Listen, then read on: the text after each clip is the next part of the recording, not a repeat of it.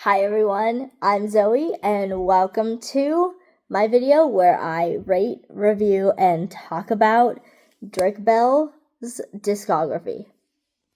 So I've been meaning to make this video for literally the longest time and I just didn't have the time and I figured today would be a great day to do it because I've been on break this entire week and so I'm just chilling and I wrote down basically all of the songs that I was going to talk about. There are a few songs and stuff that I'm not talking about, and it was mainly just albums. There's one album from 2014 that I'm not talking about, mainly because I have not really heard any of the songs. I've heard, I think, all of them at least once, but that's not enough to gauge an opinion.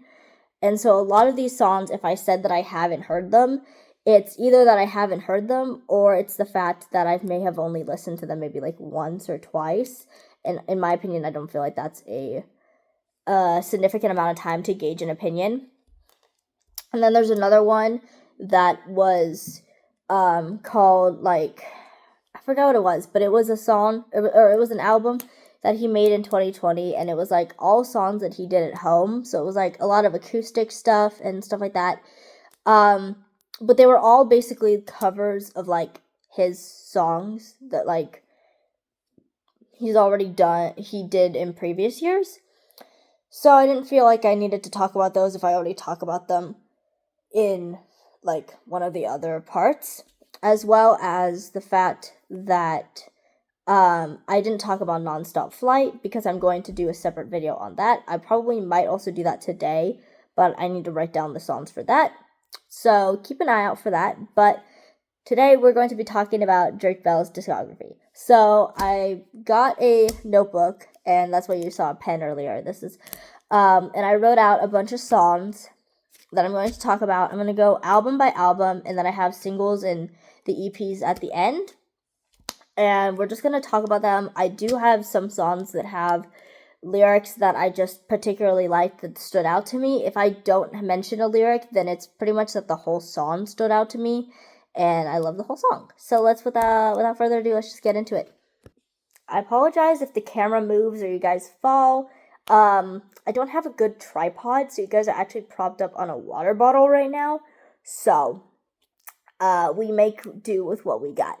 So we're gonna start with his first ever album, which was Telegraph. And that came out in 2005, which, if you guys kind of know your math, for some reason, I thought that Telegraph came out after Drake and Josh. I didn't realize that it came out during Drake and Josh. I don't know why in my brain I always thought that it came out after. So, I was definitely wrong there. I don't know why I thought that. But, so there's like 1, 2, 3, 4, 5, 6, 7, 8, 9, 10, 11, 12, 13. No, sorry, 12. There's 12 songs. And 2 kind of songs. So I guess you could say that there's 10 songs. So it starts off with an intro, and that's literally just an intro to the album. So I think it's like, if it's not just instrumental, it's only like nonsensical things. And it's only like 20 seconds, so I didn't really bring it into this. I just kind of said it was the intro. And then we have Found a Way, which one of the interesting things is it's called Found a Way in Telegraph, and in another album, in Its Only Time, it's called Found a Way because he does an acoustic, but we'll get into that later. But when we get to the Drake and Josh kind of soundtrack, it's called I Found a Way, which is interesting. It's not a different song. There's nothing else that's really different about it other than that slight naming difference. So that kind of always made me wonder, like, what was with that? Because, again, nothing else is really different about the song. It's just a naming difference. I absolutely love this song. I think everyone does. I don't know if there's a single Drake and Josh fan that doesn't love the theme song. The theme song is so good. Like, if you go to Netflix or if you go to Disney Plus, when they had it on there, I know it's off there and it's off now. But they have an option to skip the song or sorry, not skip the song, skip the intro. I never skip it. Like, it's such a good song that even if you get tired of seeing the intro, like, you could just jam out to the song. It's so good. If you guys have never heard it, I highly recommend. Even if you never saw Drake and Josh, even if you're of my generation who's slightly a little bit too young for Drake and Josh, because, I mean, you probably could have seen reruns. I know people did. Or if you're of the younger generation that came after mine, like, I highly recommend go listen to it. Like, you don't even have to watch Drake and Josh. I know that some people are iffy about watching certain Nickelodeon shows now after Quiet on Set. First of all, I think Drake and Josh is a no guilt show, mainly because Drake Bell has credited it as being like an escape for him. No one should give me a pen, by the way, because I'm literally gonna be fidgeting with this thing the entire time that I'm talking, but it's okay. And he credits it as being like an escape, and he has like really great memories of Drake and Josh, and yeah, so I feel like Drake and Josh is a no guilt Nickelodeon show, but whatever. But I highly recommend, even if you haven't seen Drake and Josh, definitely go listen to Found a Way. But one thing that stood out to me, and I couldn't even just pick like a lyric, is the bridge. The bridge is my favorite part of the song. I've only ever seen one other person say that. I don't know if anyone else has ever talked about it, or if they've only ever talked about it, or if I've only ever found that in one video, because I have, but I don't know if other people have talked about it, but they've just never made a video about it. But there was a video I saw where someone was talking about Drake Bell's music, and unfortunately, I think I went looking for it and I couldn't find it, so I'll have to figure out another way to look it up. But they also said that they really liked the bridge. And that's my favorite part of the song, which, if you don't know what the bridge is, I'm going to try and quote it. It's probably not going to be verbatim. Probably should have wrote it down, but that was too much to write. It was, no one cares what you give. You know you got to live like you want to live. When it's time to be free, you know you got to be what you want to be. And it's not just the lyrics-wise, but just the tone and inflection in Drake's voice is just, I love it. It's chef's kiss. It's beautiful. So now we're moving on to the next song, which is Circles. This song, I didn't really have much to say about it. I didn't put down a lyric. I've only ever heard this song a couple times, but I figured it was like enough to mention it, because every time I hear it, it reminds me, it's a very chaotic sounding song, and it's not my favorite. I don't really love chaotic sounding songs, just because of the fact that, chaotic sounding songs often feel very overstimulating, and I just don't really love that in a song, just because typically a lot of the times people go to music to not get overstimulated, and then, or to recover from being overstimulated, not to get overstimulated. And songs that are chaotic feel very overstimulating to my mind, and Circles is kind of one of them. It's not bad, it just feels chaotic. It's also one of the songs that I know has been like a part of misheard lyrics, I suppose, because a lot of people after Quiet on Set were looking through the songs and looking through, especially after songs like Somehow and In the End and a bunch of different things, after he came out with saying that these songs were about the abuse, a lot of people went looking for like subliminal messaging, or went looking for talks of the abuse through his music. And one of the songs that keeps getting talked about is Circles, because there's a lyric that what it's supposed to say is apparently it's Backhouse back from the store, talking about like Backhouse Mike, and I think like something else to do with Backhouse. I don't know if that was like the record he was under, or like something, or like I don't know. It has something to do, or it might just have to do with Backhouse Mike, which is someone he worked with. But one of the weird things is, even if it is Backhouse, it's really weird to have two backs, for lack of a better word, back to back, because it would be Backhouse back from the store, which feels really clunky, like saying that. I don't know if that's just me, but I don't love that in a song. Like, it feels really clunky. It doesn't feel like it rolls off the tongue. It just feels awkward. And people are like, oh no, it says Backhouse back from the store, but everyone thought, like, the lyrics say, I don't know if everyone actually hears that, it's Brian back from the store, obviously Brian being the name of Drake's abuser. But to me, I don't hear anything. Like, I hear la la la la la. Like, I don't hear a word in particular. It just kind of mushes together. And that's kind of the entire song. The entire song kind of mushes together. But I recommend, like, listen to it, like, and, gauge your own opinion. But that's just kind of how I felt about the song. It just feels chaotic. And it's not my favorite, but it's still good. The next song, and I also wrote these out in album order. I don't think that's important to anyone, but I just felt like stating it. The next song is Somehow. This song is painfully beautiful. If any of y'all have seen my Get Ready With Me's, I credit this as like my morning song. And that probably means nothing to some people, but this song is really funny because it keeps playing really early in the morning when I'm doing my Get Ready With Me's, and it keeps playing as one of the first songs when I do my Get Ready With Me's, which is really interesting that I think it happened like a couple days in a row, and then it stopped, and then it came back and started happening again. But I did have a favorite lyric. I mean, all the lyrics are so painful and beautiful, and this song is very storytelling, which one thing about Drake Bell is a lot of the times it depends on the subject matter, I guess. I think when he's talking about the abuse, except for in the end is kind of a it's not really metaphoric, but somehow is very storytelling. It's very like kind of speaks and talks in metaphors, which is interesting. Or I don't really know if it's metaphors is the word that I'm looking for, but it tells more of a story rather than like I don't know, it's more of a storytelling song, which is why I think a lot of people originally didn't really pick up on it. A lot of people in the beginning, like before Drake Bell came out with his story, honestly thought it was about Amanda Bynes because a lot of people speculated that something happened to her during her time on Nickelodeon.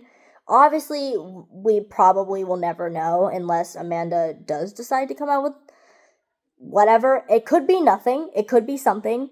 If there is something, and that's what I'm saying, if there is something and Amanda one day decides to come out with her story, then obviously we'll know if something happened or not. But until then, it's only speculation.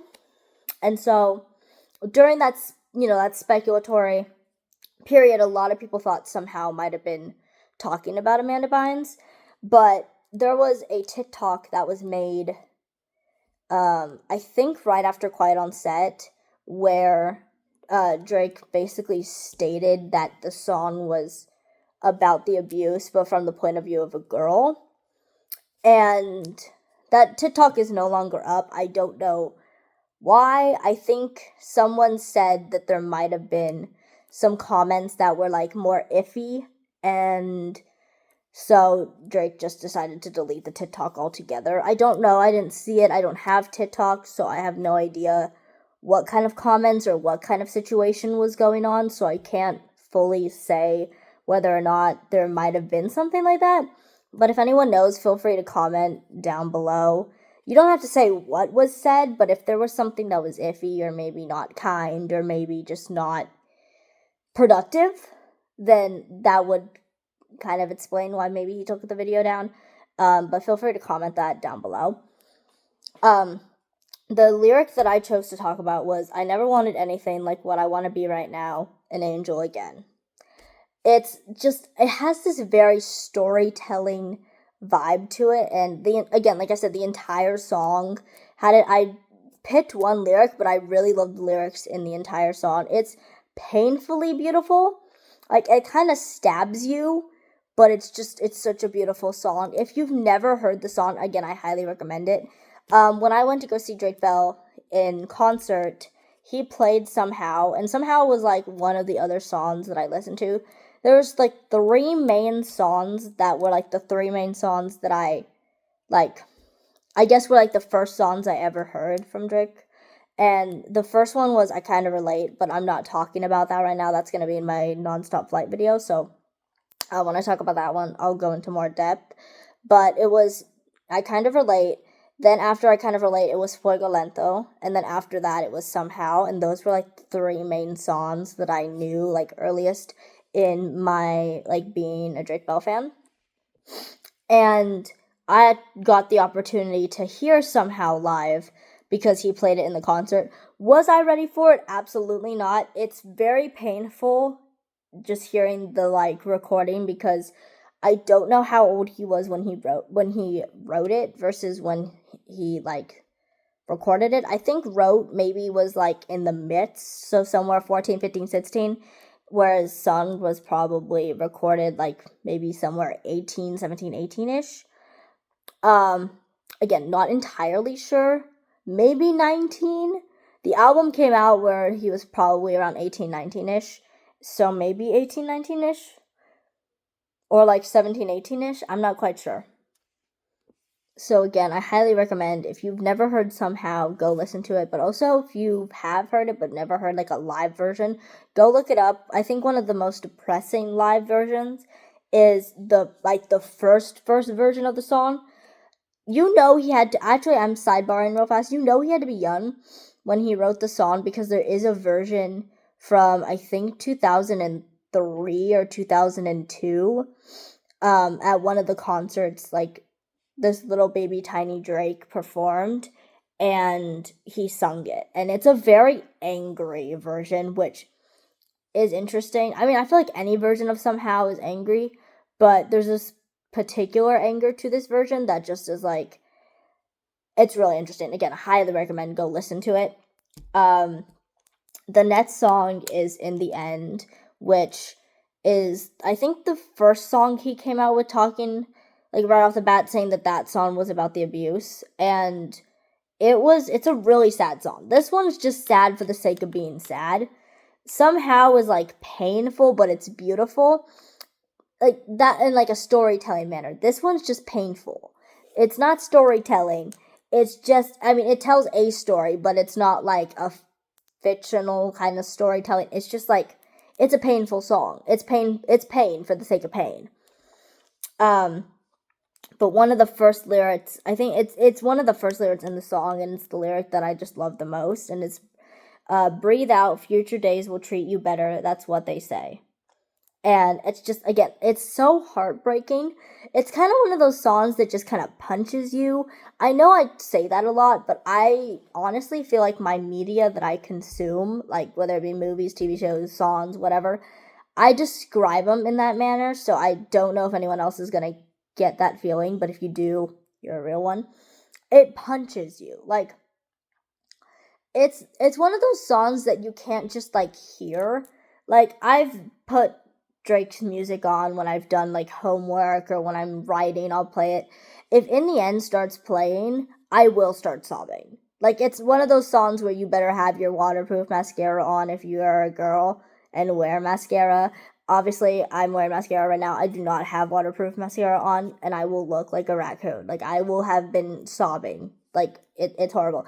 I know he played it at one of the concerts during like my showing like round. He didn't play it at the show I went to, which I thank God, because Somehow was enough. That was already punching me in the stabbing me in the heart. If I had heard In the End, I probably would have been sobbing, and I was wearing the same mascara that I wore that day, and I can tell you guys it is not waterproof. But again, highly recommend. This entire album, I highly recommend. It's so good, but a lot of the songs are painful, so if you're ready for pain, then you're ready for Telegraph. But I also just love the vibe because it also kind of has that, like, I think the way that they described Drake Bell, and it's like punk, not punk. Is it not punk? It's not punk. It's like pop rock kind of vibe. I get Green Day vibes from Drake Bell, and I feel like someone's gonna come for me for saying that, but it's only certain songs, but it kind of gives me that kind of vibe. It's really interesting that this is the type of music that he made, at least for Telegraph. It kind of changes when It's Only Time comes out, but Telegraph kind of has that, like, bad boy kind of feel. I don't know. It was like a mixture of, like, bad boy with, like, emo. And it's interesting. I think even the, like, album cover serves, like, emo. It's interesting. So I mean, he was going through it when he was writing this album, so I'm not surprised that some of the songs read this way, but it's an interesting feel. It's an interesting vibe. I feel like Telegraph reads a lot of, like, Drake Parker. Maybe if, like, Drake Parker, the character, had the same trauma that Drake Bell, the person, has, as, like, a character storyline. Maybe it's, like, a mashup of the two Drakes. I'm not really sure where I was going with that, but that's kind of how it feels. This video is going to be really long, and I'm really sorry, but I like to yap. So I did not plan out what I was going to say. I just mainly wrote down the songs. So again, this is probably going to be like a yap session, but you clicked on the video. Okay, so the next song is Don't Preach. This is an interesting song. I don't have much to say about it. I love it, first of all. It is kind of sad because I think this song's supposed to be about his dad. I mean, he still performs it. He still uses it. But it is kind of a sad song in the sense of, like, the content of it, and you look at that and then you, like, fit that into the timeline of what was going on with Drake and his dad at the time, and it just is sad. But it's a good song. But I also have another interesting story about this one, is Nickelodeon censored Drake Bell in, like, 2 particular instances, and they're both from Telegraph, obviously, because Telegraph was the only album that was out at the time. But the songs that we hear in Drake and Josh, or versions of Drake and Josh, because Don't Preach is from, I think, Go Hollywood. I think it's Drake and Josh Go Hollywood. And this song gets censored. So if you guys have heard the song, then you know that the first lyric is, "You say that I suck and I'm lousy." And then the next lyrics. But if you hear the version of Don't Preach that's in Drake and Josh Go Hollywood, it's, "You say that I'm nothing and lousy." It's really interesting because it feels like it's unnecessary to censor, like, a kid or censor a person. And the only reason I say this is because, like, Nickelodeon and Disney have done some pretty, like, sketchy things, and there's a lot of sketchy things in their shows, off of their shows, on their sets, off their sets, whatever. And so to have to censor something when you have these moments already in your show that do not get censored, that continue to get added into your show, feels a little, like, unnecessary. Hopefully that makes sense. I'm not really sure. But again, it's a good song. It's really good. I really like it. I highly recommend. But it does have that has that really interesting, like, I don't know, this song screams emo. Like, it just gives emo, okay? This gives, like, Green Day Rebellion kind of vibes, which I kind of feel like Telegraph kind of serves that. One thing I will say about Drake Bell's discography, and it's each album is different, and each song within that album is different. They have their own different vibes, their own different feelings. I would love to know what the influence behind some of the songs in this album was, because he does say that there's influences from, like, the Beatles and some of the other artists that he really loves. So I don't know what the inspiration behind Telegraph was, and I'm really interested. Maybe there wasn't any influence, and maybe that was just kind of a thing that came later on down the road. I'm not really sure, but the entire album is really great, and so then there's Hollywood Girl. This one doesn't get censored, I don't think. But again, this one's a kind of a newer listen for me. Like, I've heard it before, but it wasn't one of my first songs that I listened to. This one was, I think I started listening to it, like, more frequently, like, a couple weeks ago, maybe a month ago. And so you would think, like, oh, Zoe, you can't really make an opinion. But it's like, no, I can, because I've listened to it more than twice. That's kind of my cutting off point. If I've listened to it more than twice, then I'm going to talk about it in this video. But if I haven't, then I'm probably not. I'm just going to mention the fact that I haven't heard it. Again, I chose a lyric, and it was like, can't find up, but I found down. Again, this was another one that people thought was about Amanda originally. But now, as more people started to, like, look at how he treated somehow, where it was, like, his story told through the lens of a girl, or the point of view of a girl, I guess. they then did the same thing with Hollywood Girl and was like, is this him telling his story again? But again, through the point of view of a girl? You can do what you will with that. He's never confirmed it, but it does follow the same pattern as somehow. So, do with that what you will. It's another really good song. Then there's Golden Days. Again, this is another newer listen for me. It's a song that I haven't heard many people talk about. It's not a well-known song in Telegraph, but it is a cute song, and it's good. It has this fun vibe, and it's like, I don't know. It's a cute song. Again, highly recommend you listen to it. Then there's Down We Fall, which is another song that doesn't get censored. There is an interesting part of the song, though, that people have talked about, where there's this weird talking bit at the end, towards the end of the song. That part gets cut off, obviously, when it's in Nickelodeon and it's in Drake and Josh, so it's not really necessary to talk about, but do with that what you will.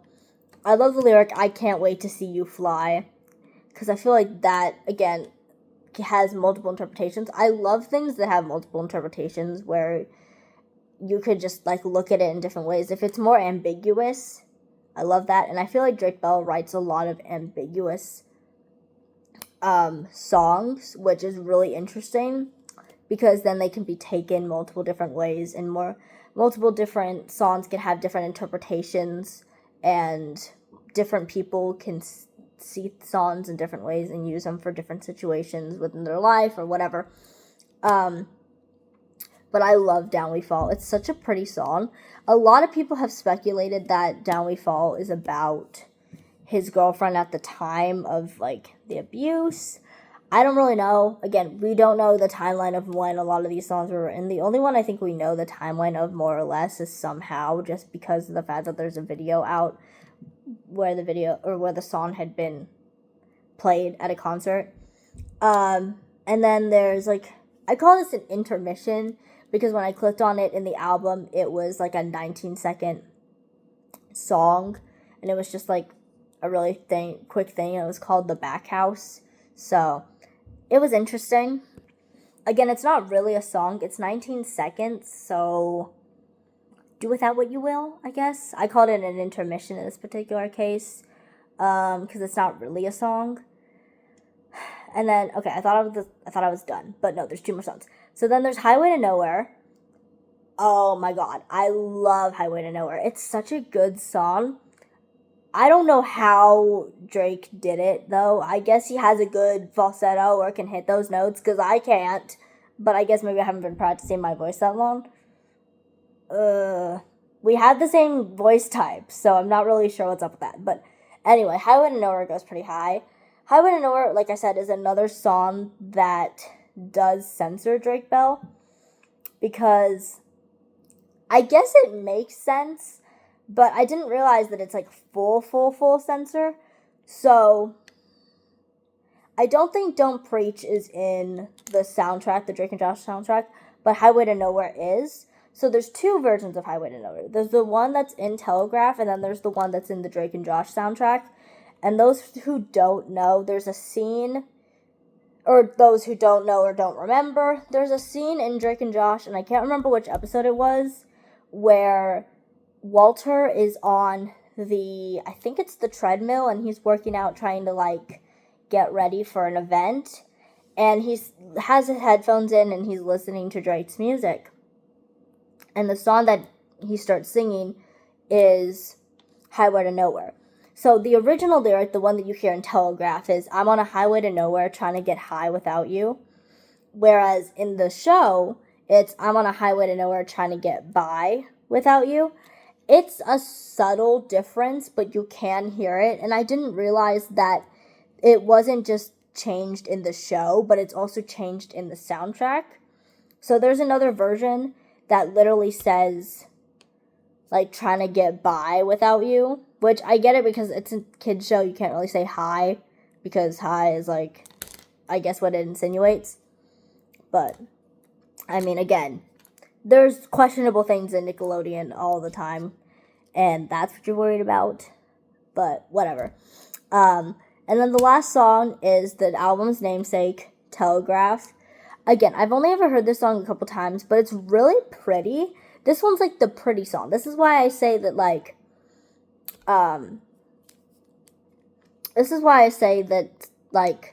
each song in the album sounds different, because this song's pretty. It's like soft, it's quiet, it's sad, but it's like pretty. And one of my favorite lyrics is, "But I left our past on the telegraph." Also, the beginning is really cool. It's like, telegraph, telephone, oh my god. Telegraph, telephone, tell a friend I'm leaving. It's a really cute, little addition to the song. It's a really cute song. Again, highly recommend you listen to that. If I had to choose, songs for you to listen to, if you've never heard a Drake Bell song, definitely hear the Drake and Josh soundtrack. It's so good. Or theme song. And I would say, I don't know, they're all good. It depends on your vibe. Just listen to the entire album. Honestly, I feel like I can't stress that enough. Just listen to the entire album. The entire album's amazing. Okay, the next album is It's Only Time, which came out in 2006. I keep mixing this up. I keep thinking that It's Only Time came out in 2008. I don't know why, so don't ask. The first song is Up Periscope. This one is a cute song. It's fun. It's a very fun song. If you have to, there's definitely a difference between Telegraph and It's Only Time.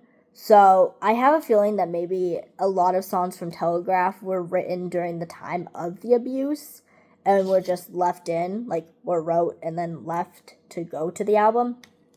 Whereas It's Only Time doesn't have a lot of, darker sounding songs, but if you look at the lyrics, they're more kind of floaty and more kind of, you have to dig a little deeper, which you do have to dig in some of the songs in Telegraph, but it's also in It's Only Time. It's Only Time spoke more in metaphors, which I really like.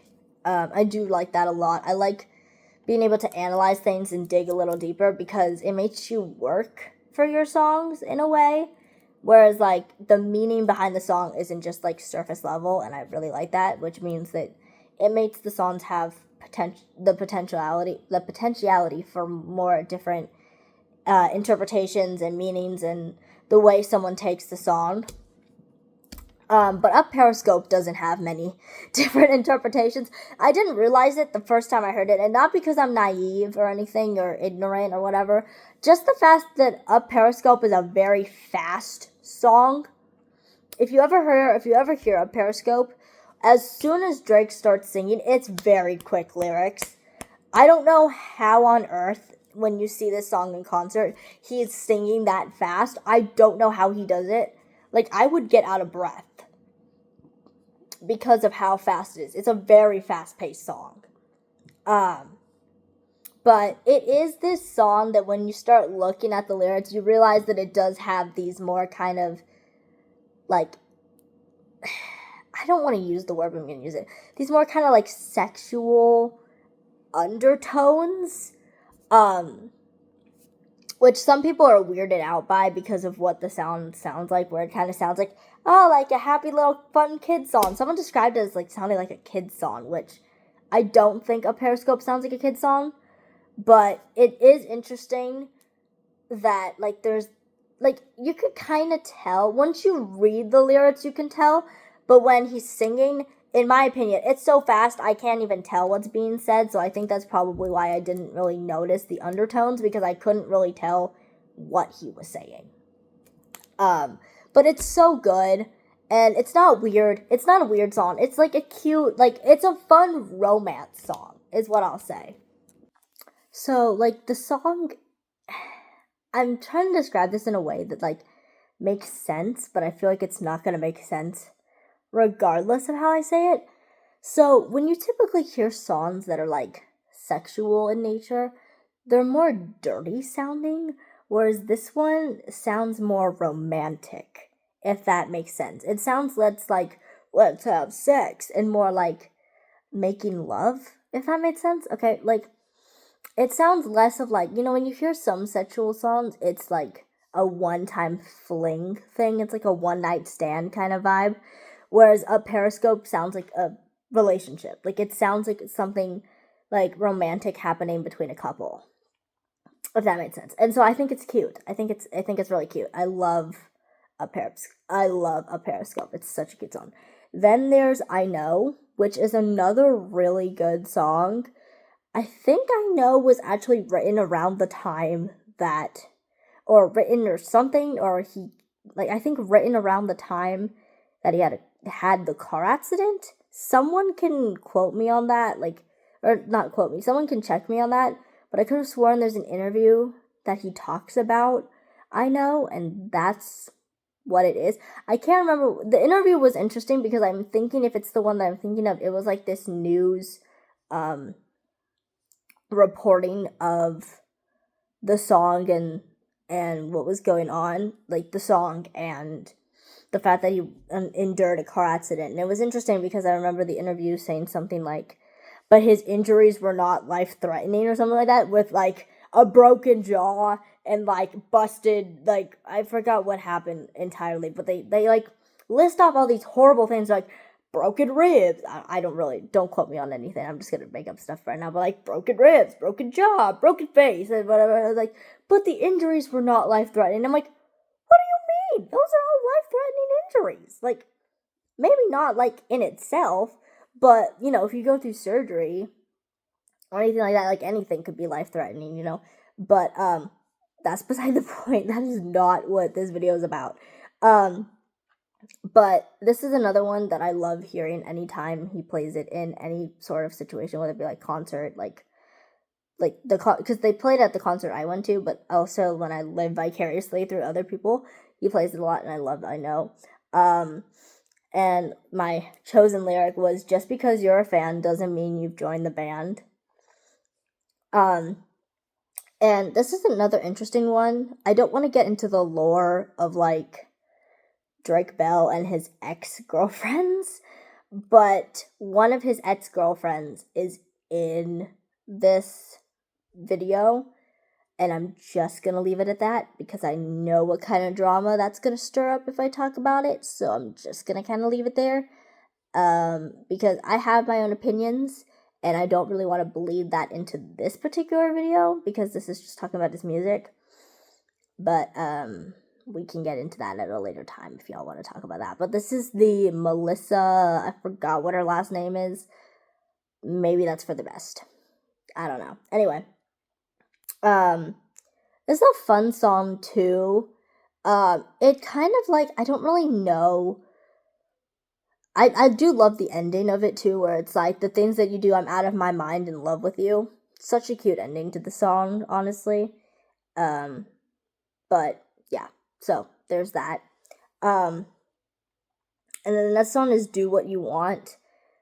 It also took me a minute to realize that it's kind of, like, it's kind of like a passive-aggressive song. It doesn't come through the lyrics. You kind of have to dig a little deeper, and then that's how you kind of realize, like, okay, because it's like, it takes like a second listen or two, like, it takes a couple listens to kind of get that opinion or get that vibe from it, but once you do, it's all you can really hear. This is another really fun song because this one, when played at concerts, becomes like a repeat after me song, and it's cute. It kind of reminds me of like elementary school. I don't know when that started happening, but yeah, it's a cute song. I didn't really have a choice lyric for it because I love the entire song. And then the next song is It's Only Time. Just like Golden Days from Telegraph, It's Only Time, although it's literally the name of the album, does not get talked about. It's such a good song. I think I haven't really seen a lot of people talk about It's Only Time, but it has this like real kind of like, I feel like it has this almost Green Day sound to it too. If you've never heard It's Only Time, the song, not the album, highly recommend. I don't really know how else to describe it, but it's like, it has that kind of Green Day vibe, like, and it's really good. Sorry, I had to take a soda break. All this talking is making me tired. The next one they have is Found a Way acoustic. I really love the acoustic sounding of this song. The concept reminded me a lot of I don't know if y'all grew up with Liv and Maddie, but there's a version of the Liv and Maddie theme song that's in, I think, the last episode of the show, and it has this kind of like farewell kind of like vibe to it. It's really interesting. It's like I think it is an acoustic version of it, but it's really sweet, and it's just like, you, the other half of me. I think if Drake and Josh had ended differently, this could have definitely been like an ending to Drake and Josh. It would have been a really sweet ending. I feel like this one would have done really great, and like an end of like Drake and Josh, or like a montage or something. Makes Me Happy is the next song. This one's so good. This one's also in Drake and Josh, but this one, oddly enough, doesn't get censored in Nickelodeon, but gets censored when it played on Radio Disney, which I just learned like the other day. I was listening to it, and there's a lyric, which I put it down as not my favorite lyric, but I wrote it down as like a lyric that's just like kind of like, what the heck? Like, it's such a weird, odd lyric, but it's "Love's in my heart like a bomb." I don't know what Drake Bell meant by that. But that's the lyric, is like, "Love's in my heart like a bomb, it's blowing us up." Like, it's a good song. But that part actually gets censored in the Radio Disney version, which is interesting. I don't know what it gets censored to. It's one of those weird censors where it doesn't change the word, it just kind of mushes the word, so you can't really tell what it's saying. But yeah, this is another cute, like, fun song. Definitely different from Telegraph. A lot of It's Only Time had more upbeat, fun sounding songs. Maybe that's just a like representative of where he was with relationships or something, because there are a lot of songs that have that lovey-dovey aspect, but then the end of the album starts getting into that darker stuff again. So I don't know if that's meant to work like that, or if that's just coincidence of it. Because then after that is where we start getting that shift, because then we have Fool the World, which Fool the World is a very cryptic song, in my opinion. I feel like every song can be cryptic, whether, like, depending on how you take it, but a lot of Drake Bell songs are cryptic. He has, and it just, again, it depends on the certain album. Like, some songs, it depends on how you take them, can be cryptic, but I feel like more songs in It's Only Time are cryptic, and I'm trying to think of any other thing that's more cryptic. Whereas, like, the meaning behind it isn't on the nose. I'm also stating this real fast. I didn't mention any songs that hadn't been released. I'm just realizing I could have, but I wouldn't have much to talk about or places to, like, show you the songs, so I didn't really talk about songs like Sea Song or this, like, EP thing that was supposed to have come out, like, or be done, like, in, I can't remember, like, 20-something, and it was, like 2003, I think, or something like that, called, like, the Nashville Sessions or something like that. So I didn't talk about those, so keep that in mind, but I do love Sea Song. Sea Song is a haunting, cryptic song. And then there's another song that I love that was supposed to be on that, like, Nashville thing called, what's it called? It's called two different things. Like, sometimes they call it Okay, and sometimes they call it Everything's Gonna Be Okay. It's so good. He played it on all that, so I don't know, do with that what you will. And then, so next we have Fool the World. Fool the World is one of my favorite songs. It actually took me a while to hear this song. I heard it over the summer because he played it at one of the other concerts. And I couldn't tell what song it was, and then I looked it up, and then I realized it was Fool the World. And I just love the combination of Drake and then Backhouse Mike, and it creates this beautiful song. So I think technically the lyric that I chose was from Backhouse Mike's part of the song, but it's Promises Keep Us in Chains, My Dear. The entirety of the Backhouse Mike part is, like, I think my favorite part. But the entire song is so good. Again, cryptic, so you can kind of decide where you want to take it or what you want to do with it. and I think every person is going to do something different with it. I don't really have my own interpretation, but I love the song. I love the fact that there's another lyric, and I didn't write this down, but I was going to.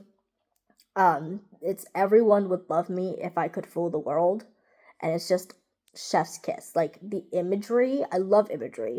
It doesn't necessarily have to be something that's like a picture that comes into your mind, but just like, I guess imagery doesn't have to be like a direct picture, but it could just be like an idea, if that made sense. I don't really know. I don't think I did a good job of explaining that. But Chef's Kiss, I love that song. Next is Fallen for You. I've never heard this song. I'm going to be completely honest. I am completely honest in talking about these songs, and the reason why I'm saying this like this is I basically clicked on every song to look at some of the lyrics of the songs that I have already heard. So I had every opportunity to just play the entire song and be like, oh, I've heard it, and talk to you guys about it. But I didn't want to do that because it didn't feel like it was my real reaction after having listened to it multiple times, because I feel like that's when you get a good impression of a song or an album, is if you've listened to it multiple times rather than just first impressions. Because on first impression, you could love a song, but then listen back later and be like, it's actually only okay. So for songs that I haven't heard, I stated that I haven't heard it because I didn't want to give an opinion that wasn't really something I agreed with, or I agreed with in that moment, but it could change. So that's one that I haven't heard. And then another one that I absolutely love is Rusted Silhouette. Again, Rusted Silhouette is one that's very cryptic. Do with that what you will. It's so good.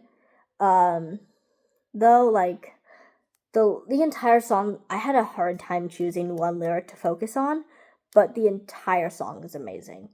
And it has this, like, I don't know, it's just the vibes that come into the end of this album leave that lovey-dovey and come into this more cryptic, like, darker kind of vibe, which is interesting. And some people have speculated that some of these lyrics, especially in Rusted Silhouette, is representing of like a relationship in which Drake has like told his like girlfriend about the abuse. Because, and again, people take certain lyrics and use that as their like, I guess, evidence.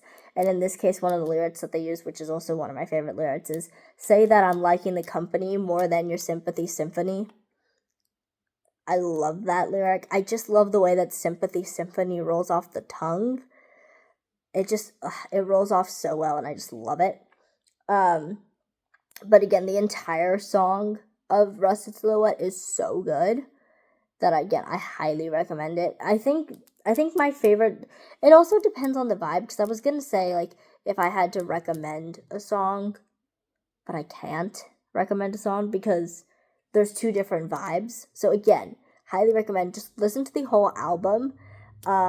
There's two more songs that are in this album, but I have not heard them, and it's Break Me Down and End It Good, which those lyrics already right off the bat, you can already kind of tell what kind of vibe that probably is already going to be giving off.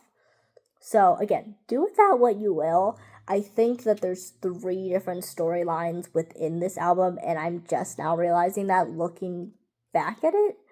So I guess you can kind of start to piece together a story, if you would like, of, I guess, maybe what Drake was going through at the time. Okay, so the next album is the Lost album, which I feel like I've heard a good amount of these songs, but I also haven't heard some of these as well. This album, like, is described by Drake as songs like that were like if he was gonna make an album around after its only time, but then he like lost all the files, but then somehow recovered them and then released them in 2020. And he never got to tour with these songs because then the pandemic happened, so now he kind of sings some of them, but he doesn't do it all the time. I think he's only done some of these songs on bigger scale concerts. So like when he did the one I think in San Diego, and when he does some in Mexico, he does these because I think he likes the sound of them better when he has a whole band versus when it's just him and his guitar. I don't know, I'm speaking for him in that situation, but I just noticed that these songs really only get sung on a bigger scale, so I don't know, maybe he likes the sound of them better when they have the full band sound, but I don't really know. The first song is called You Want Me. First of all, I love the intro, and I love the guitar in it. You could kind of hear the strum pattern in it, if that makes any sense for anyone who's worked with a guitar or who's played a guitar. You can kind of hear the strum pattern in the way that the guitar is played, just for that, first part, and then once he starts singing, you can't really hear it anymore. But in that, intro, you can almost kind of hear the, strum pattern, and it makes for a really interesting listening experience. The lyric that I chose for this one is, "You don't want me, you only want me to change."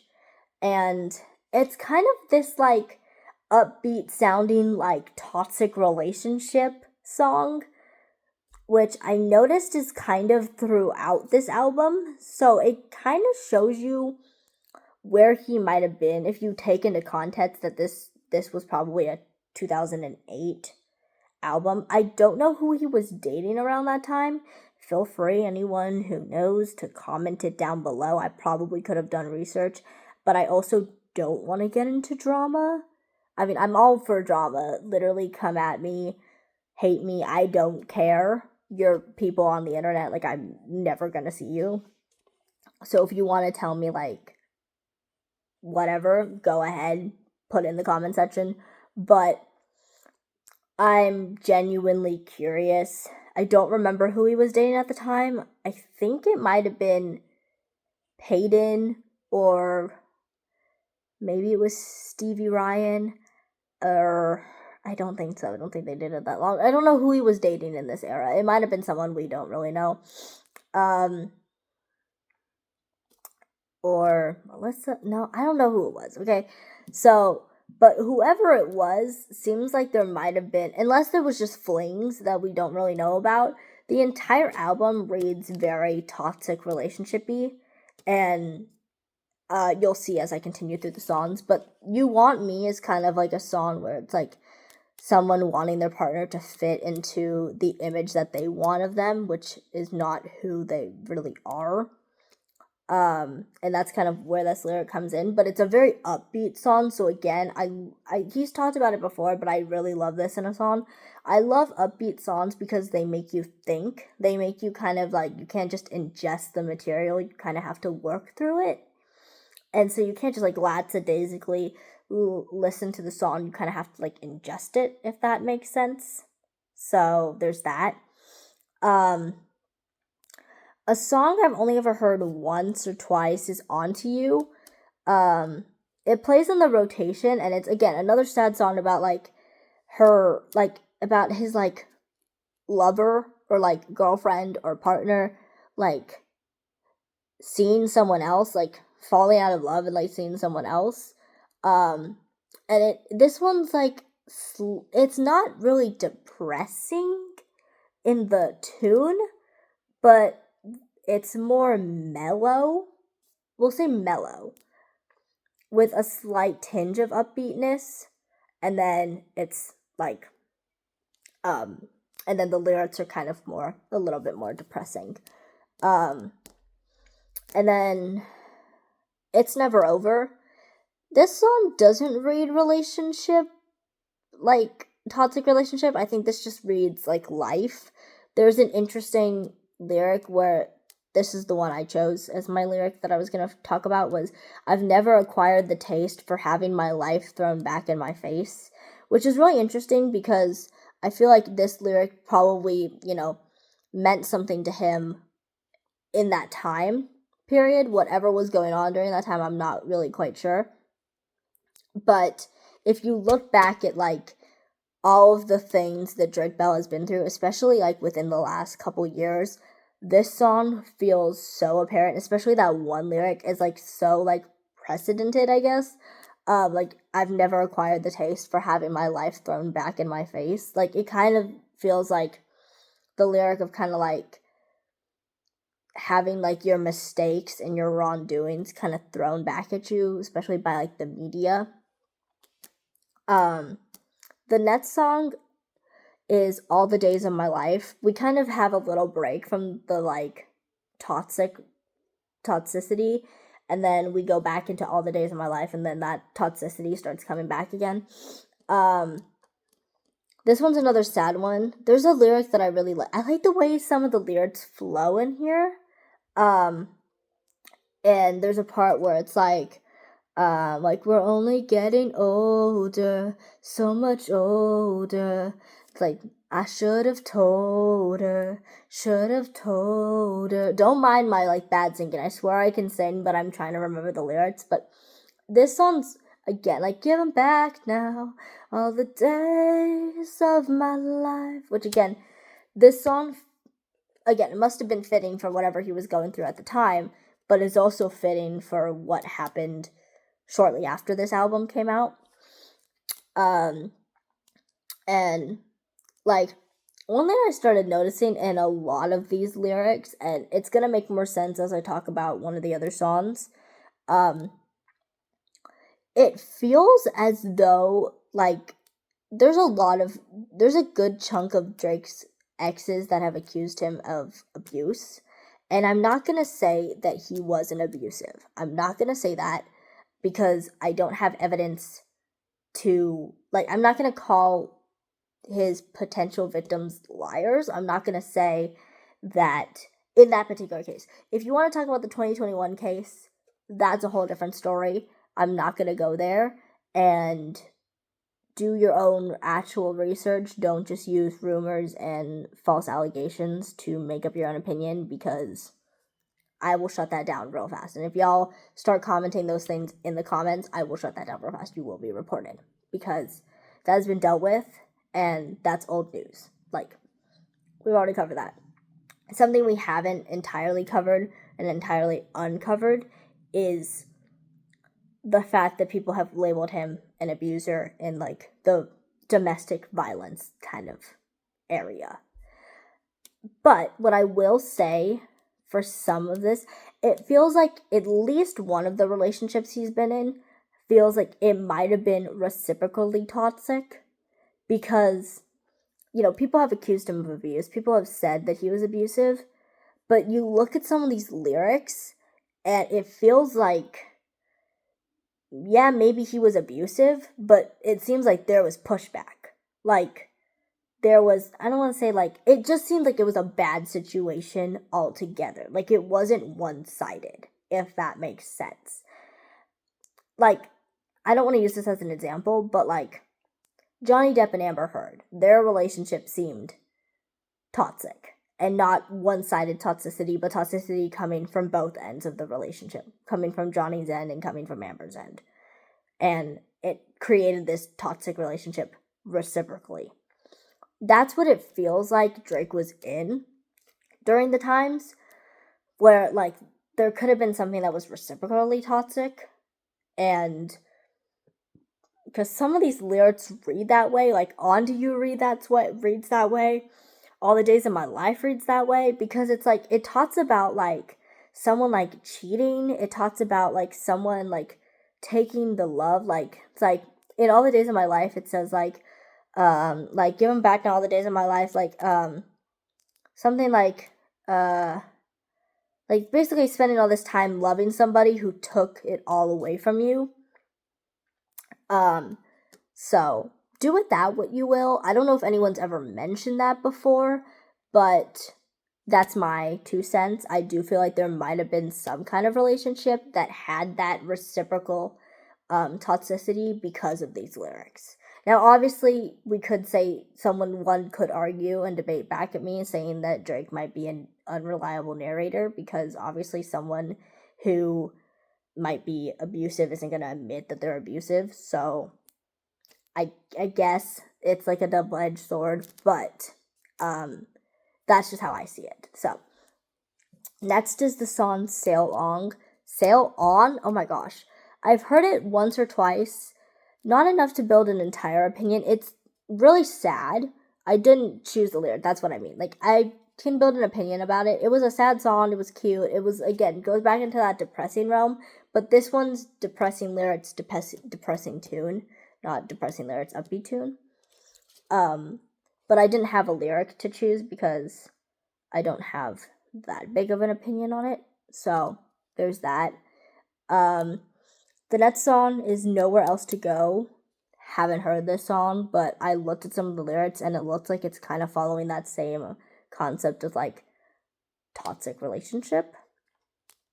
And then this is one that kind of really like hammered it in when I read the lyrics for this song, because I haven't heard this song before, but I heard it once, so I'm not going to talk about whether or not it's a good song. It is a good song, but I found this lyric that I want to talk about because it fits with that theme of what I was talking about. So the song's called Love Back, and the lyric is, this could end one of two ways. She's leaving me, or we both explode in flames.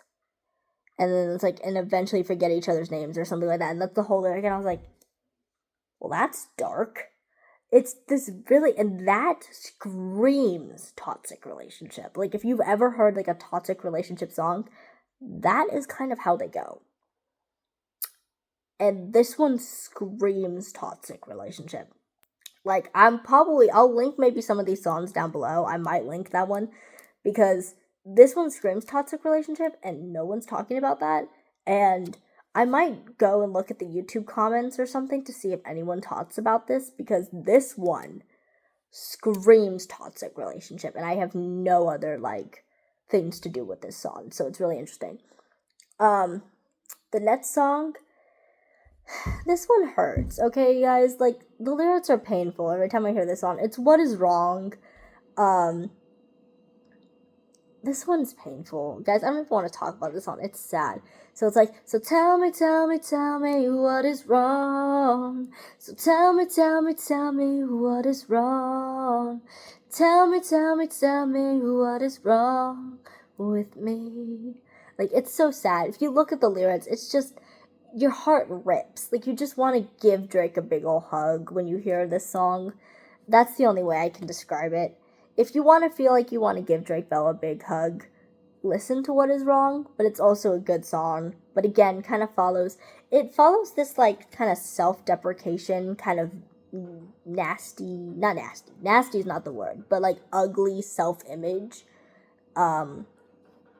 which a lot of songs follow that. If you, not everywhere, but it's sprinkled throughout a lot of his songs. You can kind of tell that he doesn't really view himself in the greatest light. And a lot of these songs kind of reflect that. Then there's The Party, which The Party is a fun song. This one's kind of like a reprieve from the other songs. It also has a really good story. If you've never heard the story of The Party, I highly recommend trying to find like a TikTok of it or whatever. I can try and explain it really fast. I don't want to take up too much time because I still have a lot to talk about and it's already been an hour. But I will try to talk really fast about it. Basically, The Party, when he, I guess Drake had gone to this hotel and he was talking with these, songwriters or these producers or whatever. I think they were, producers or something, if I remember correctly. I think they were producers. And the two producers were talking, or, the group of producers were talking, and they were talking about Gary Oldman and Uma Thurman, and they were like, was Gary Oldman ever married Uma Thurman or something like that, or whatever? Or they heard someone talking about that, and then they were like, if you can add something like that into a song and make a song out of it, that's how you know you can really write a song. And so Drake was like, well, that's horrible advice, but he was like, okay. So he takes that and adds it into a song and makes a whole song about it, and it starts with, the first lyric is, was Gary Oldman ever married to Uma Thurman? And it's a good song. It's a fun song. It's, like I said, it's a reprieve from the past songs. And then there's another song called Pots and Pans. Never heard it. Haven't heard it. Can't comment on it. Then the last song is called It's Never Last Call. This is one of the confusing songs because the lyrics follow the exact same structure as It's Never Over. It's the same lyrics, but It's Never Last Call has the vibe of Circles from Telegraph, which is probably why I don't love this version of the song. is it has that chaotic energy again, which I don't love. I don't love songs that are chaotic because, again, it just feels overstimulating. So I would much rather have the It's Never Over version of the song rather than It's Never Last Call. But someone can make their own opinion. That's just mine. So, but again, I highly recommend listening to both because they sound very different. And maybe like Drake made both and then didn't know which one he liked best, so he added both in. But highly recommend listening to both and then seeing which one you guys like better because I'm interested. So if anyone's ever heard those songs, leave it in the comment section below which one you like better, and I'll see if I can get like a total. Now we're moving on to the singles and the EPs. I'm gonna try and wrap up this video quick. I knew I wasn't gonna get to Nonstop Flight because that has like 26 songs, and this video is already an hour long. Like, it's an hour and 5 minutes. So if you guys are lasting through this, you guys are a real one. Let's continue. So the first single is Every Day is Christmas with You. I've only heard this once because I became a Drake Bell fan in March of 2024 when I watched Quiet on Set, and then I was a fan of his music kind of March, April-ish, so I didn't get a chance to hear it other than when December finally rolled around, and I only listened to it once because I thought it was going to be better than it actually was. It's good, but I had higher expectations for it, so I didn't write down any lyrics of it because I didn't really feel like it, but it's a cute song. It's like a little love song, and it's cute. The next one I have written down is Waiting for the World, which this song is Drake Bell's, like, COVID song. I don't know if you realize that, like, some artists during the pandemic wrote, like, a COVID song. For example, like, Pitbull has a song called I Believe That We Will Win. And you can tell that it's a COVID song because, one, it came out during COVID, and then two, the first lyric is, you know what spreads faster than any virus is fear. And that's how it starts off, so you could kind of tell, like, oh, it has this, like, vibe of, like, you know, like, oh, it's a COVID song, looking back on it. And this song's actually good. Like, I know that sounds bad. Like, I don't mean it like that, but I mean, like, some COVID songs were, like, dumb. You know what I mean? Like, artists made, like, COVID pandemic songs, and they're not that great. Waiting for the World is actually pretty good. I recommend listening to it. Obviously, we're not there anymore. We're not in that era of COVID. Thank the Lord. But it is an interesting, like, kind of song. It feels very Drake Bell-like. If you look back at, like, the Lost album or It's Only Time, it feels kind of like that. It feels like it would have gone around that time, and that's really interesting and quite entertaining. The next song is Diosa. I really hope I said that right. Sorry, don't talk about my Spanish. This is a Spanglish song. It took me a minute to realize that Drake Bell only has one song that's entirely in Spanish. Well, two. One original, one's a cover. One's original, two are covers. But for some reason, I thought he had more original songs that are entirely in Spanish. He has a lot of songs that are Spanglish, where it's both. And a lot of the, like, first Latin-sounding songs are in Spanglish. There's Diosa, which I didn't write down a lyric because it's not my favorite song. I always go back and forth with it. For some reason, I don't love it. I like it. I tolerate it. I don't love it. I don't want to listen to it constantly all the time, but I do listen to it occasionally to try and see if I can get to that point where I love it. But I only like it right now, so there's that. Then there's the next song, All Alone at the Disco. I've never heard this song, but I have heard that this song was, like, something that he made when he was younger and then only released it in, like, 2020 or something. So if someone can confirm that, let me know. But I've never heard it. Then there's another song called Vertigo. I've also never heard this song. So again, can't comment on it. And I haven't heard anything about this song, so it might be a more underground, kind of lesser known song. Doesn't necessarily mean that it's a bad song, it just means that people don't really talk about it, so I don't really know. Then there's MIA. This is where there's gonna be a dip in how I talk about the songs. So, MIA isn't bad. It's just weird. This is another one that has like themes of like sexuality, but in a sexual manner. Not in like the same idea as a Periscope where it's more romantic. This one's more kind of like, this is like running away with your lover in a weird way. Like, it's like it was like the whole lyric is like thinking maybe we'll go MIA. And if you don't know what MIA stands for, it's like missing in action. Like, it's a weird song. Doesn't mean that I don't like it. I do like it. It's not my favorite, and it doesn't feel very Drake Bell like. But it's a good song. Like, I do like it, but it's not gonna be my first choice for a song to listen to, if that's the vibe. Then there's another song, which this song is a collaboration he did with a Latin artist. I can't remember his name. I think his name was like Jorge Blanco, I think is his name. Don't quote me on that. I might have butchered that terribly. I think the last name I might have butchered, but I'm hoping that I said that right, and I'm hoping that it's actually his last name, or else I've just created a random artist. And it's called No Perdamos Más Tiempo. And basically it's another Spanglish song where I think the Latin artist does all the Spanish and Drake adds in like English.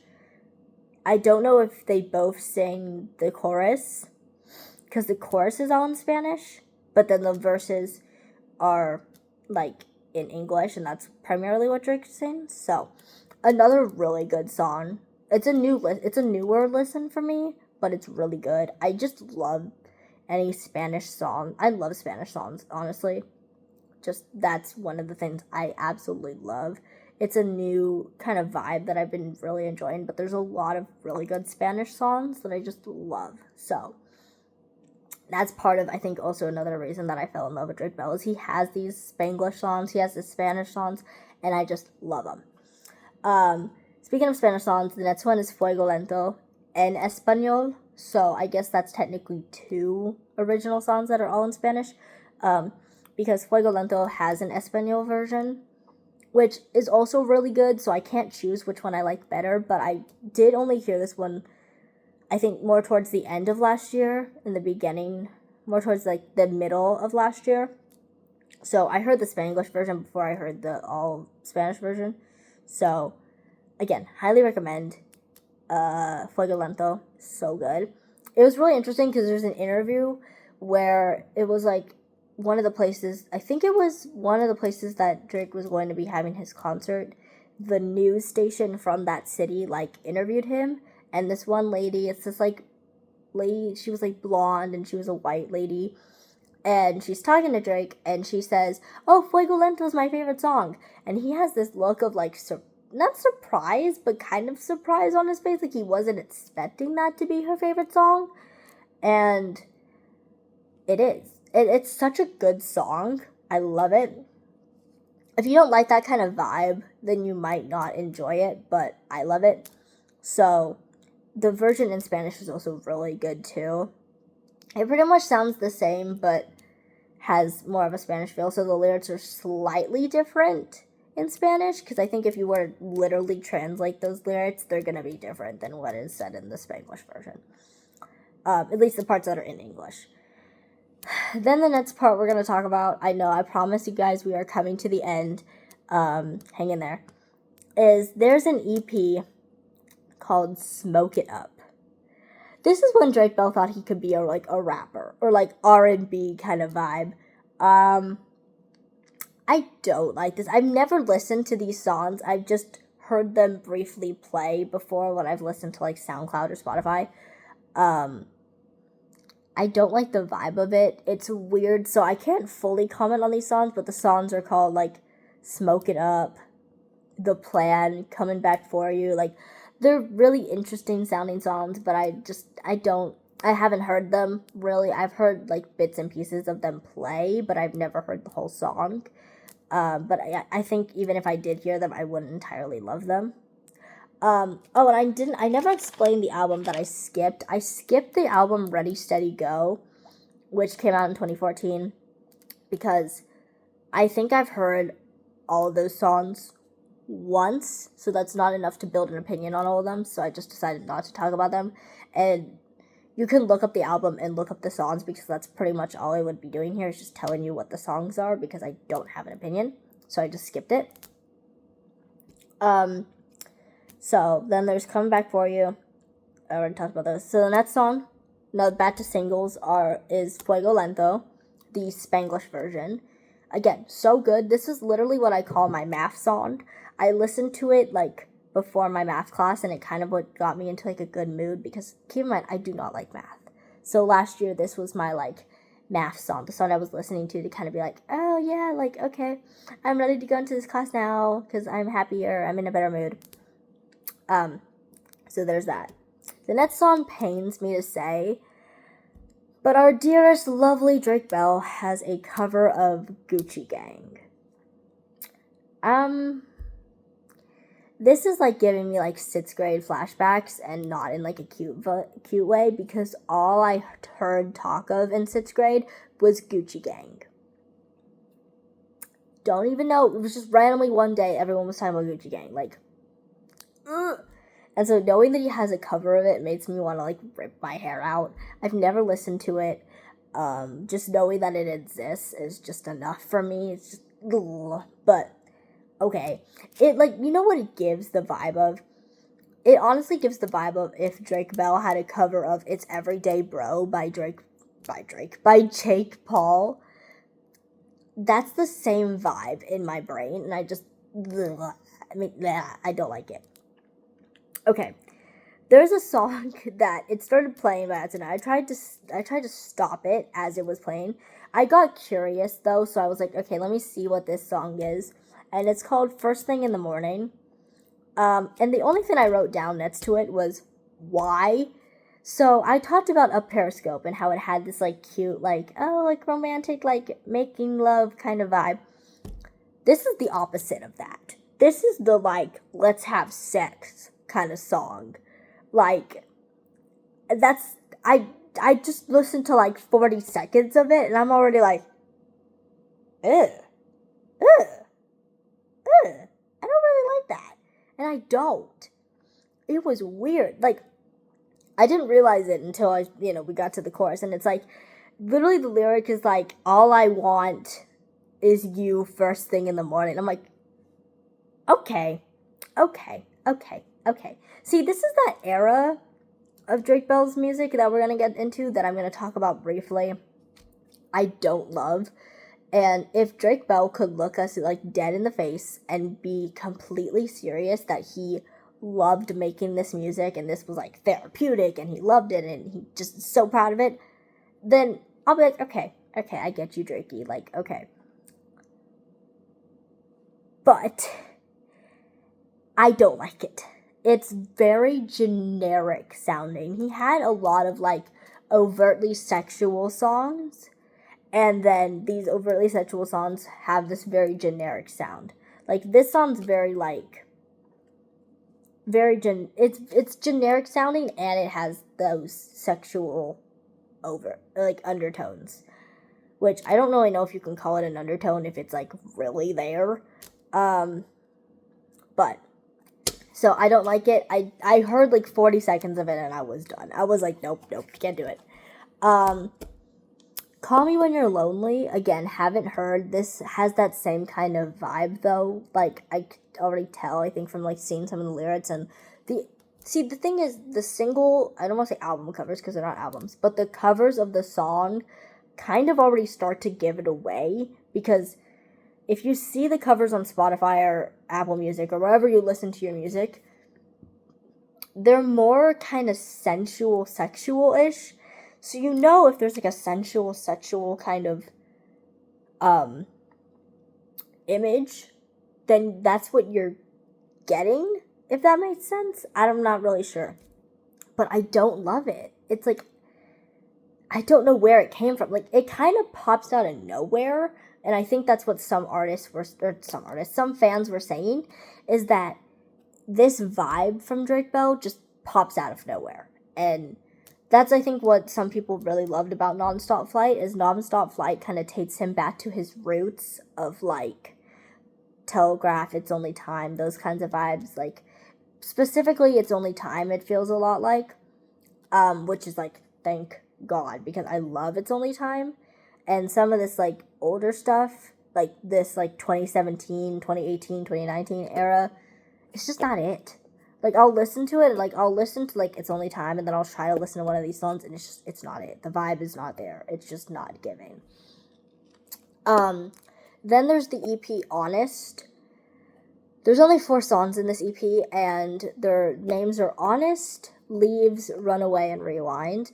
They're all not bad songs, but they do have very generic sounding things. Like, I will say that Honest reminds me a lot of, like, something that either Justin Bieber would have come out with during this time, which I feel like I'm gonna get attacked for. Like, I don't really care, though. Or, I feel really bad for saying this, but I'm gonna say it anyway.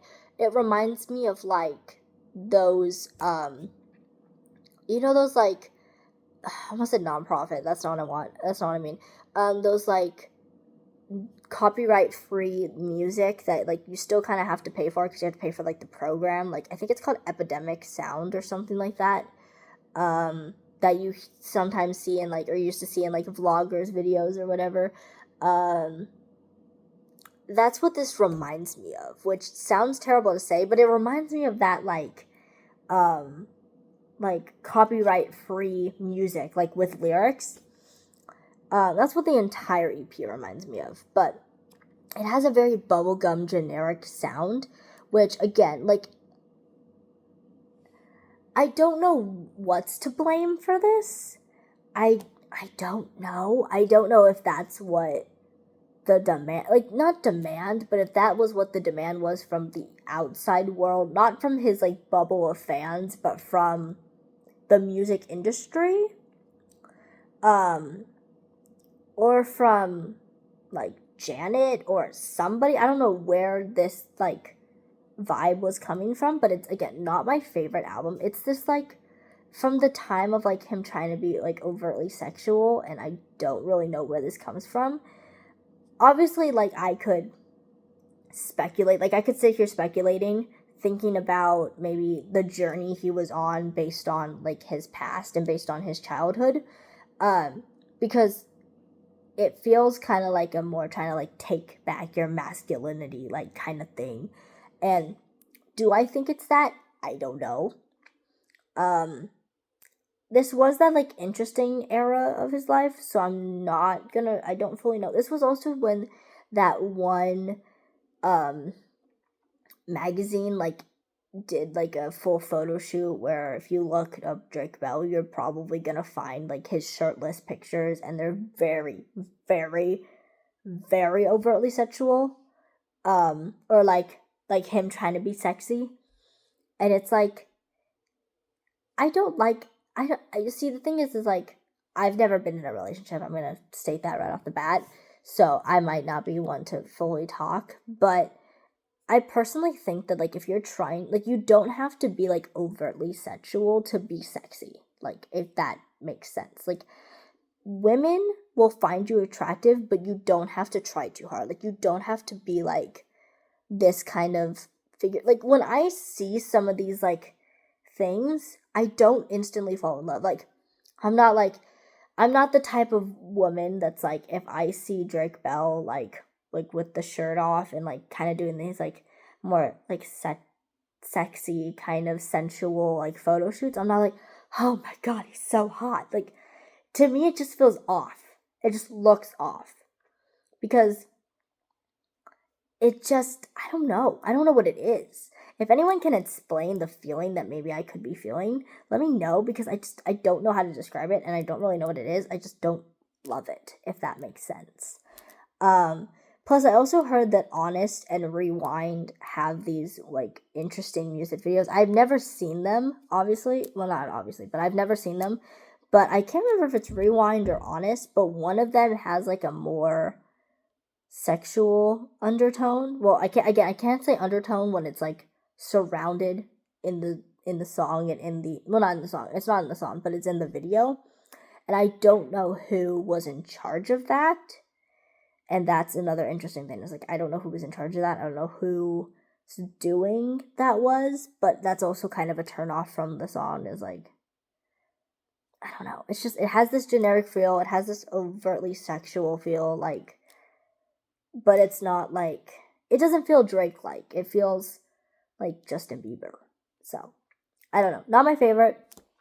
But each song's not bad. Like, I would listen to them, but they're not my first listen, if that makes any sense. And then the last thing I'm going to talk about is the EP called A Reminder. This one came out in 2011, and this one has some really good songs as well. There's a song called Terrific, which is really good.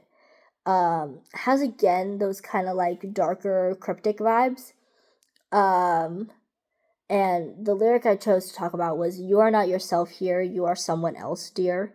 But there's another lyric where it's, like, something like, with a drug that shares your name. Like, it's just, again, I love the cryptic nature of some of Drake Bell's songs, and Terrific is another really good one.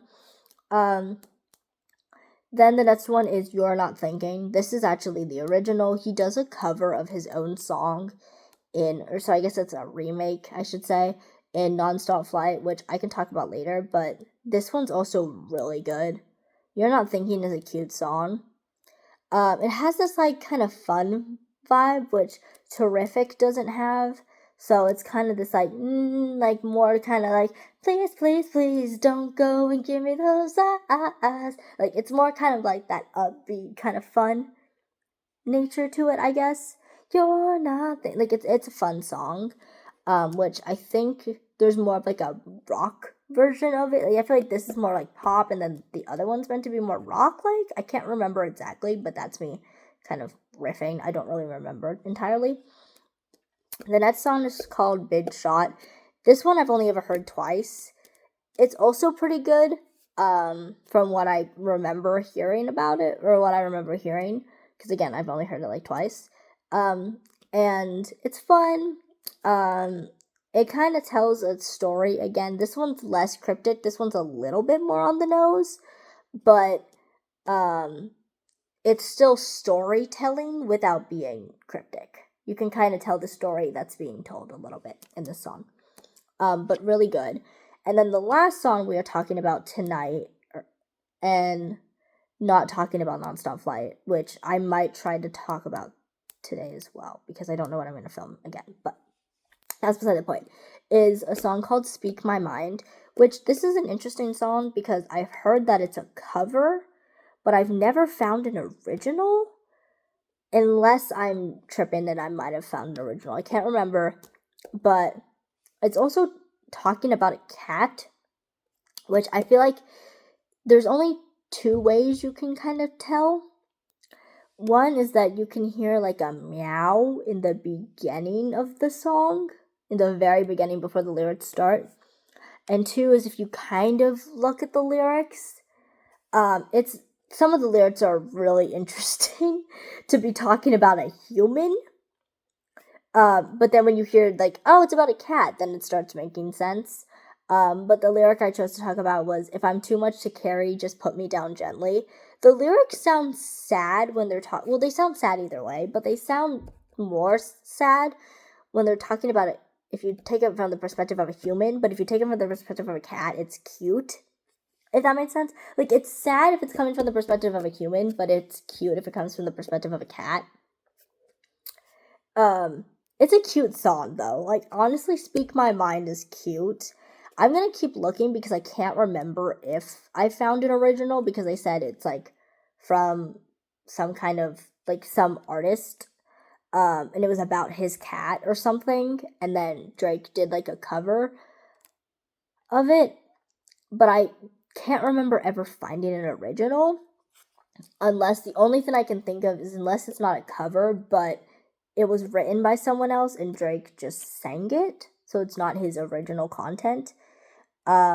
It's not in like a credit. It's not in the credits, but I'm gonna check like Genius or somewhere else to see if they credit someone else in it. That's not like someone from his team or from like his like management or something, like not management, but like someone from his writing team, because I know if you look at like It's Only Time, it'll credit certain people and it's just like those people worked on the album with him.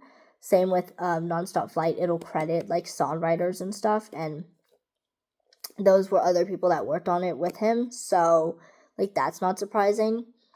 But I can't remember if Speak My Mind does, so I'm gonna look at that and I'll get back to you guys. But yeah, so this was me rating Drake Bell's discography, talking about it, reviewing it. Not rating, because rating would be like out of 10. I cannot do that, but I did review. I don't know if I was gonna say I have a favorite album or anything. I know a lot of Telegraph and the Lost album. I feel like I know a good chunk too. I feel like I know a good chunk of all the albums. So if y'all have any questions, feel free to comment them down below. If you guys have a favorite Drake Bell song, also comment them down below. If you guys have any more video ideas, let me know. Put them all in the comment section. I hope you guys enjoyed this video. If you liked it, give it a thumbs up if you would like to. Feel free to subscribe because I love to rant, I love to yap. And if you guys are Drake Bell fans, feel free to subscribe because I do talk a lot about Drake Bell and all things Drake Bell. And if that's something that piques your interest. So if that's something that piques your interest, I would consider checking out my channel. I have a bunch of Get Ready With Me's that talk about different Drake Bell topics, so go ahead and watch one of those if you feel like it. And stay tuned for my video talking about Nonstop Flight, because I'll also be making one of those. So, yeah. So, I'll also be making one of those. But yeah, I will see you all in the next video. Have a great day. Have a blessed day. Jesus loves you. I love you. And I will see you all in the next one. Bye, guys.